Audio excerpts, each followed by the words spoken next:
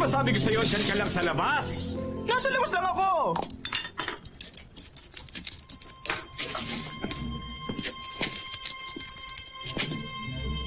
Mga kasama, hindi kasing ganda ng tirahan natin. May pagpipilian pa ba? Parang hindi bahay, pero siguro pwede na rin.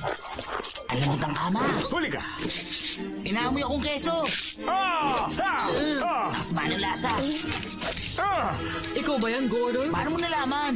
Tama na! At anong ginagawa niyo rito sa bahay ko? Ano ba? Hindi! Alisin niyo ang patay na yan sa mesa ko! Saan namin siya ilalagay? Meron na nga sa kama. Ha? Ano? Ang layo ng bahay ko. May karatula pa na nakakatakot ang ogre. Ano pa bang dapat kong gawin para tantanan niyo kung Napulago.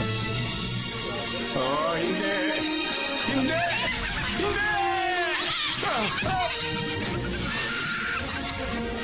Anong? Huwag kang